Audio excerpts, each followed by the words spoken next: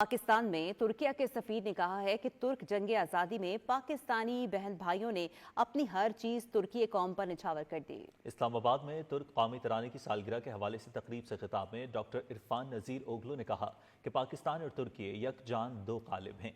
Report तैयार की है नम्रा सुहेल ने।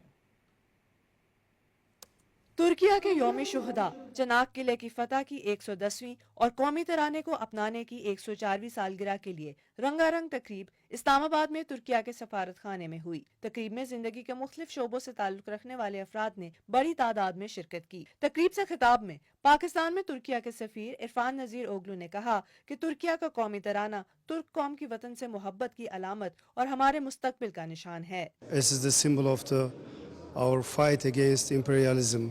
Our mean not only Turkey, it is also supported by our Pakistani brothers and sisters. We all know this great connection between two national poets, Allama Iqbal and Mehmet Akif Ersoy. We have a very unique brotherhood, Turkey and Pakistan. This is more than 100 years. Turkey-Pakistan dosti zindabad. मारूफ अफसाना निगार और मुसन्निफ हमीद शाहिद ने तकरीब से खिताब में कहा कि पाकिस्तान और तुर्किया के दरमियान तारीखी ताल्लुकात मोहब्बत और एहतराम के रिश्तों से जुड़े हैं। तकरीब में तुर्किया की तारीख, चनाक किले की फतह और कौमी तराने के हवाले से तस्वीरी नुमाइश का भी एहतमाम किया गया। पाकिस्तान और तुर्किया की दोस्ती तारीख और मजहबी रिवायात पर मबनी है।